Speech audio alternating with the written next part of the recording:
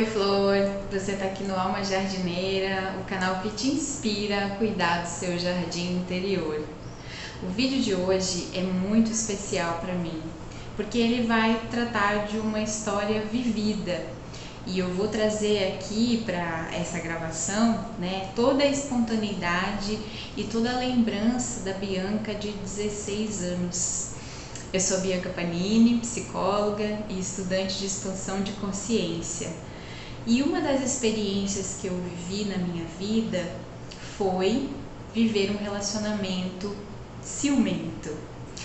Eu cheguei a pensar que poderia ter sido um relacionamento tóxico ou um relacionamento abusivo quando eu assisti o vídeo muito famoso da Jul Chute, que tem o título Não Tire o Batom Vermelho, que ela dá várias características, de um relacionamento abusivo. E eu, naquela época, eu estava com acho que 30 e poucos anos, quando eu vi o vídeo, e eu fui identificando alguns sinais do que eu tinha vivido aos 16, e sem ter essa consciência. Algo que me deixa tranquila e me dá esperança é saber que hoje em dia esse tema está mais espalhado, ele está sendo conhecido, principalmente pelas meninas de 16 anos, como eu fui um dia. Mas estudando um pouco melhor, eu não cheguei a classificar nem em tóxico e nem em abusivo, mas sim um relacionamento com uma presença muito marcada pelo ciúme. E aí é sobre isso que eu quero falar, sobre como lidar com uma pessoa ciumenta. Gente, o ideal mesmo, é não ter que lidar, porque você chega num ponto em que as coisas começam de uma maneira muito sutil, e se você tem uma emoção envolvida, um sentimento envolvido, você conta uma historinha para você de que aquilo ali é legal, de que aquilo ali é amor, zelo, preocupação. Então você vai alargando um pouco as fronteiras do que você tolera e chega num ponto que você perde o total controle sobre o que te acontece.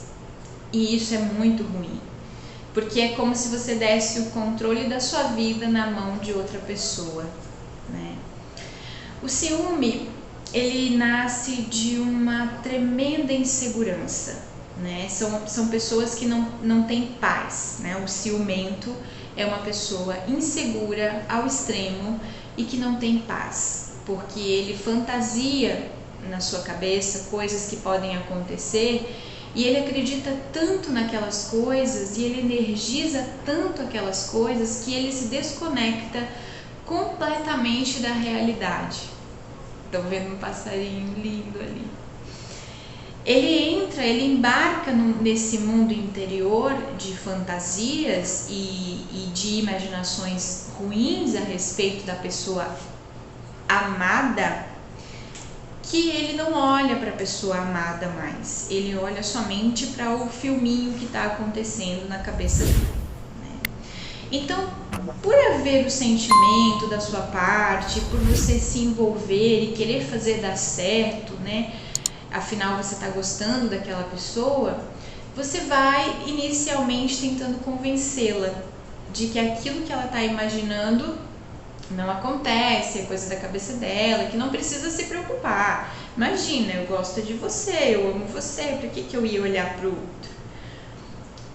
E no princípio você vai achando natural, se defende de uma, se defende de outra, e aí o ciumento vai tomando espaço, É aquela história, se colar, colou. Ele joga, uma semente de ciúme, dependendo do que a gente fizer com aquilo, ele vai continuar jogando, e essa semente vai germinar e aquilo ali vai virar um jardim de ervas daninhas na sua vida. Aconteceu comigo. Dos 16 aos 22 anos, eu vivi um relacionamento entre idas e vindas, que era considerado por mim um grande amor. E como eu não classifiquei nem tóxico nem abusivo, eu percebo que para a pessoa que estava comigo também era um sentimento verdadeiro. Mas a toxicidade que ele tinha dentro dele, um coração contaminado pelo ciúme, que daí tem a ver com a história de vida dele e com o que ele viveu, isso foi projetado em mim, foi projetado no nosso relacionamento, que era um namoro naquele momento. E aí começou assim, né? Olha, cuidado, hein? Fulano tá olhando pra você, não é legal, ele tá dando em cima de você, você tem namorado, e presta atenção. E aí, né, eu dizia, você acha? Nossa, mas eu nem notei. Não tem nada a ver, tá tudo bem e tal. E você vai tentando tranquilizar a pessoa, né, para que você fique tranquila também, porque receber uma suspeita de ciúme é algo muito ofensivo, sabe? E o problema é esse, que você vai se acostumando. No início você estranha que a pessoa esteja pensando isso, você não quer que ela pense isso, você pensa, nossa, que loucura, de onde ele tirou isso, eu tô tão inteira aqui, né?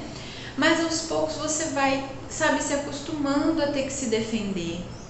E aí vai acontecendo uma coisa terrível, terrível, que é um afastamento da sua própria energia, da sua própria personalidade. Porque veja, se você não pode conversar com fulano, que não tem nada a ver, é um amigo, né, é uma amiga, não tem nada a ver, você não tem nenhum interesse por ele, mas você não pode conversar com ele, porque senão vai despertar o ciúme na pessoa. Então, já é uma evitação que você vai ter. A sua espontaneidade que vinha se expressar naturalmente para você conversar com fulano, você vai refrear, você vai reprimir, porque você vai pensar o que fulano vai pensar, o que fulano vai dizer. E aí vai acontecendo isso, e isso é terrível. Você vai se deixando de lado para agradar a pessoa. E eu posso dizer uma coisa, não há limites para que um ciumento se sinta satisfeito e confiante nele mesmo. Por quê? Para confiar em você, ele precisa confiar nele mesmo em primeiro lugar. Não é assim, ele não vai confiar em você se ele está por dentro se achando um nada, se achando que qualquer pessoa é melhor do que ele. São fantasias que o ciumento cria na própria cabeça de que qualquer pessoa vai olhar para você e vai dar em cima de você e você vai cair. Gente, isso é tão absurdo, porque é um desrespeito total, até mesmo com a tua própria autonomia, com a tua própria individualidade, de decidir como você vai se esquivar daquela cantada ou não. Afinal de contas, a pessoa tem um livre-arbítrio, só que o livre-arbítrio dentro de um relacionamento ciumento é algo que fica completamente prejudicado. Você já não é mais livre para desejar fazer o que você quer, porque você vai considerar todos os pontos de ciúme que existem. Então foi assim que começou, né? Falando das pessoas, olha, eu acho que fulano tá dando em cima de você, não acho isso legal e tal.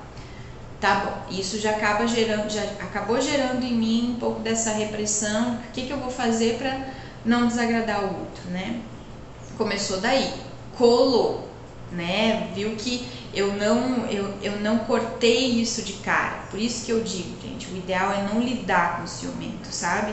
Ele deu o primeiro sinal, você já corta na hora. Mas essa Bianca aqui aos 16 anos não tinha a menor ideia de como fazer isso e achava que estava vivendo o grande amor de sua vida, né? E aí as fronteiras foram se alargando, né? Ele foi entrando com as exigências, né? O que inicialmente era um toque passou a ser conselho, passou a ser cobrança, passou a ser exigência, né? Então vinha com influência na minha roupa, na maneira como eu me vestia. E assim, aos 16 anos eu estava em pleno processo de autonomia, de escolha, de como que eu sou, como que eu me expresso, como que eu estou no mundo, né? E aí isso foi cortado, né? Foi interrompido, houve uma interferência de outra pessoa nos meus processos de autonomia. Então ficou completamente bagunçado isso aí. Eu já não era mais eu era a namorada do fulaninho, né? Que tinha uma influência enorme sobre a minha vida, e para mim aquilo era amor, né? Tem a ver com uma carência, tem a ver com uma insegurança da minha parte também. Eu não estou me eximindo da responsabilidade, só estou dizendo para mim mesma, né, que naquele momento não havia recursos, não havia condições, né? Mas o aprendizado foi imenso. E aí, assim, as roupas que eu queria usar, as roupas de verão, né? Assim, então eram coisas muito controladas. Que se tivesse uma alcinha já era motivo de estar mostrando demais, né? Que se usasse uma saia era uma coisa absurda, porque tinha o vento que ia levantar a saia e porque os caras iam ficar olhando, sabe? Então vinha com um discurso no sentido de eu estou te protegendo, eu estou te cuidando, eu amo você, você é minha namorada, né? Eu tenho que zelar por você. E você vai caindo nessa, né? Vai aos poucos entendendo que tá meio estranho, tá? Vai angustiando. Eu lembro de viver muita angústia, porque a principal dor de quem sofre com ciúme é a dor de não ser percebida, sabe? Porque por mais que você faça, é um saco sem fundo. Você vai enchendo de atitude amorosa, você vai enchendo de compreensão, você vai enchendo de atender os pedidos da exigência, e nunca tá bom, e nunca estará bom, porque o problema não é com você. Então chegou num ponto que eu percebi assim, e aí era uma época, porque como foi dos 16 aos 22, era uma época que passava a novela O Clone. E na novela O Clone tinha toda aquela questão machista, né, da opressão às mulheres, da cultura marroquina, e assim, o que as mulheres tinham direito de fazer, o que não tinham, né? E tá reprisando essa novela agora. Eu assisti alguns capítulos no Viva e tinha a Jade, né? Eu era apaixonada pela Jade, achava ela super corajosa e tal. Mas aquela opressão, né? Aquela opressão. E passava essa novela na época, O Clone. E aí isso me fazia lembrar do quanto parecia natural, né, que um homem influenciasse, que desse opinião na vestimenta das mulheres, né? E aí eu cheguei à conclusão de que, sabe, se eu usasse uma burca, né, se eu usasse véu, ainda assim haveria motivos para que ele viesse com alguma desconfiança para justificar o ciúme, que era o mundo interno dele projetado em mim, né? Então eu cheguei a essa conclusão de que não adianta, você vai alargando tanto as fronteiras, você vai fazendo tanto o que a pessoa quer, que chega num ponto que você fica sem autonomia, você já não sabe mais quem você é, e mesmo assim, e talvez justamente por isso, é que o ciúme não tem fim. Você não consegue frear o ciúme atendendo às demandas do ciúme. É muito pelo contrário. É você cortando aquele mal pela raiz. Por isso hoje é importante falar sobre esse tema, né? Para mim é importante me esvaziar disso também. É uma história que eu conto muito no consultório quando eu vejo exemplos assim, né? Porque é importante falar disso, que não existe possibilidade de lidar, porque o ciumento está doente e ele não tem consciência disso, porque enquanto ele olha para fora, o que o outro está fazendo, o que ele não se ajusta ao que eu quero, por que me dá tanto motivo de preocupação, né? Enquanto ele olha para fora, ele nunca vai olhar para esse vazio existencial, para esse buraco que ele tem aqui, esse buraco na autoestima, de achar que qualquer pessoa que olhe para o seu ser amado vai conquistar o ser amado. Eu atendi um caso essa semana passada, de uma mulher que contou do ciúme do marido, e aí eu encontrei um que era pior, né, do que eu vivi, que era assim, eles iam numa festa, por exemplo, e ele ia acompanhar a mulher ao banheiro durante a festa, porque ele tinha medo dela ir sozinha nesse trajeto. O que ele imaginava, né? Assim, que naquele trajeto de 5 minutos, 10 minutos ela ia arranjar alguém, ia enganar ele, sabe? Que sensação é essa de ter que proteger, de ter que vigiar? Então é isso, assim, quem tá do lado de cá, quem sofre a opressão do ciúme, também sofre muito porque não vê esperança e vê que tudo que faz vai chegar num ponto de usar uma burca e mesmo assim não vai adiantar, né?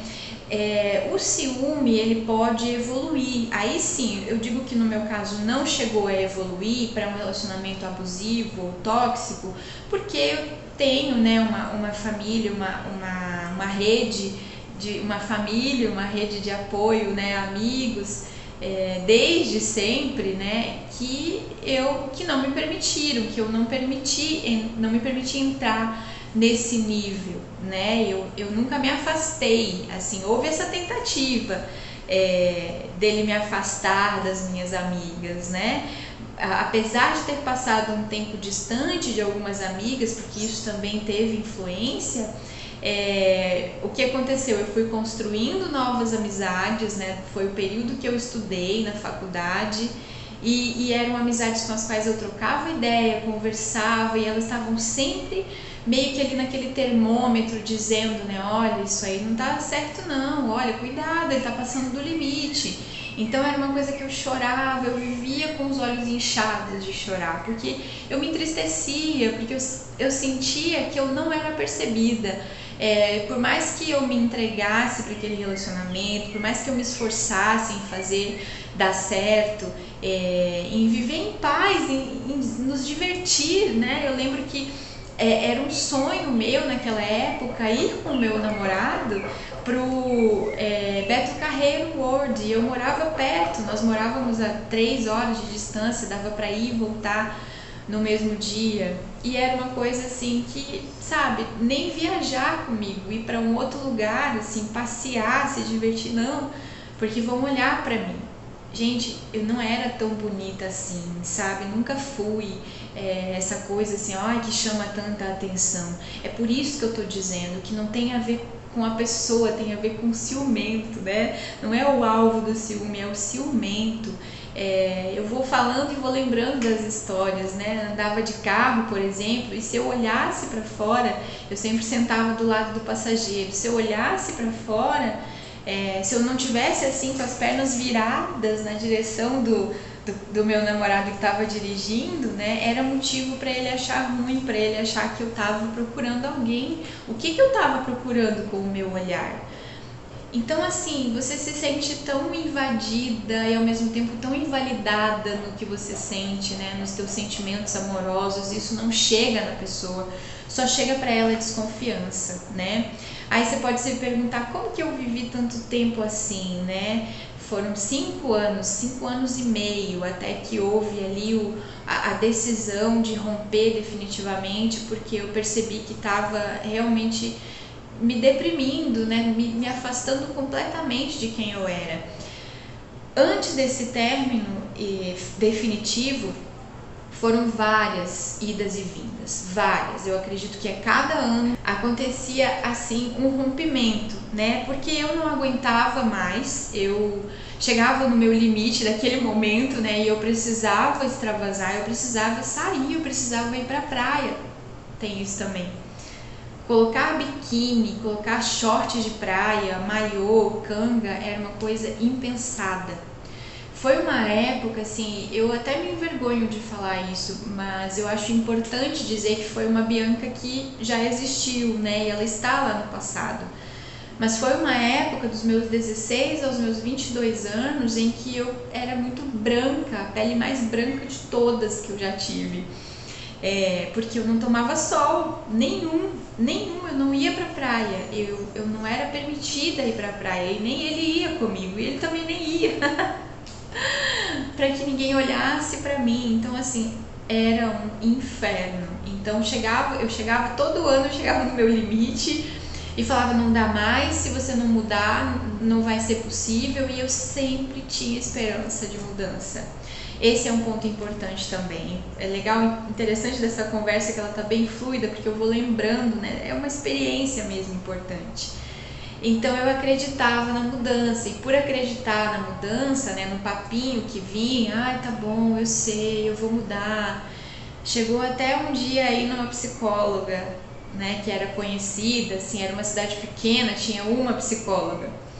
E ele foi nessa psicóloga, mas sem demanda própria, muito mais por estímulo meu, porque minha mãe também aconselhava, porque a mãe dele também aconselhava. Vai tratar disso, vai ver o que é isso, né? Então eu acreditava, meus olhos brilhavam, eu me enchia de esperança e dava uma nova chance e a gente recomeçava aquela história, ficava tudo bem por um mês, um mês e meio, às vezes 2 semanas. E aí eu, em retrospectiva, percebo que ele se segurava muito nesse período, né? Se segurava, não era uma coisa natural, evitava falar por causa do período da reconquista, né? E isso é muito importante para quem vive uma situação assim, ficar alerta. Existe o perigo e o período da reconquista, que é esse tempo da volta que ele vai querer provar para você que ele mudou. Mas olha, isso aí eu posso te afirmar categoricamente, que se ele não faz terapia, né, se ele realmente não se propõe a mudar, ele não vai mudar. Não vai. E vai voltar tudo a ser como era antes, às vezes até pior. Por quê? Porque ele já sabe que tem ali um alargamento da fronteira. Ele aprontou com você e você deu uma nova chance. Então, da próxima vez ele apronta e aí fica bonzinho por um tempo, te reconquista e vai aprontar de novo. E eu tô chamando de aprontar isso, de não mudar, de não melhorar, de não evoluir, de continuar tocando naquele ponto de dizer você está, né, dando mole para alguém, tem alguém dando em cima de você, olha essa roupa, o que vão pensar de você, né? Então é algo extremamente opressor, é algo limitante, não te permite viver a tua capacidade máxima de alegria, de felicidade, de espontaneidade, de entusiasmo, de expressão de quem você é, né? Você vive uma mentira, né? E pra quê? Vale a pena isso, viver uma mentira? Né? Fazer de conta que tá tudo bem, fazer de conta que o outro mandando na sua vida, controlando a sua vida, tá tudo bem. E olha, pode ser muito difícil para você, se você ainda está aqui comigo escutando essa história, pode ser muito difícil para você, muito desafiador olhar para a sua vida e com essa afirmação que eu estou te trazendo aqui, não vai mudar, entenda isso, não vai mudar, a não ser que haja realmente aí uma intenção genuína de cura, que parta da própria pessoa, e para que isso aconteça ela precisa reconhecer que o erro, entre aspas, né, o problema está nela e não no outro em quem ela está projetando todas essas fantasias, né? Enquanto ela não reconhecer que ela, que é essa pessoa ciumenta, tem problemas talvez até com fidelidade, porque depois que o relacionamento acabou, eu descobri um monte de histórias de que não havia fidelidade por parte dele, né? Então assim, eu não estou aqui para afirmar, para dizer, olha, todos são assim, mas geralmente é o que acontece, né? Se eu estou desconfiando tanto da vida do outro, né, do que o outro está aprontando, que o outro não está sendo fiel a mim, por que será, né? Será que lá no fundo, quem não é tão fiel assim sou eu? Né? Isso é pura projeção.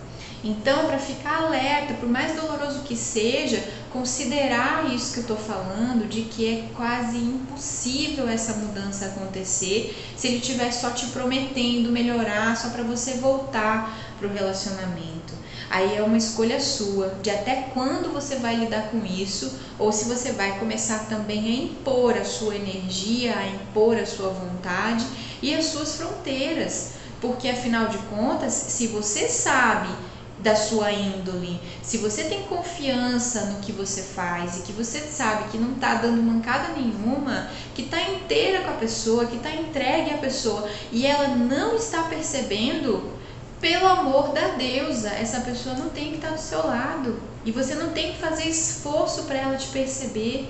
Essa percepção é algo natural, é algo de uma sintonia que vai acontecendo se ela também estiver se percebendo, se ela também estiver em paz com ela mesma. Do contrário, são frequências muito discrepantes. E aí o que pode acontecer? Muito mais ele baixar a tua frequência do que você elevar dele. Inclusive, é interessante buscar se a sua frequência também não estava muito baixa, para você ter se conectado com isso, né? O quanto que você também não se respeita, o quanto que você também não valoriza a sua autonomia, a sua independência, a sua opinião, né? Bom, esse vídeo tá ficando longo, né? Eu imaginei que ia ser assim mesmo. Se você ficou até aqui, espero que tenha contribuído de alguma forma. Foi aí abrir o coração, né, da minha experiência vivida e dizer o quanto que hoje estar em paz, ter a paz da alegria, a alegria da paz num relacionamento com zero ciúme, ciúme abaixo de zero, total, né? A diferença que isso é enorme, né? A liberdade que você tem para expandir, para crescer, para viver, para ser feliz, né? Então hoje eu vivo e é um contraste da experiência que eu vivi lá atrás, que aquela Bianca teve, que está na bagagem e que hoje serve para compreender quem passa por isso, né? Se você sabe de alguma amiga que precisa, manda esse vídeo para ela, tá? Um beijo e até a próxima!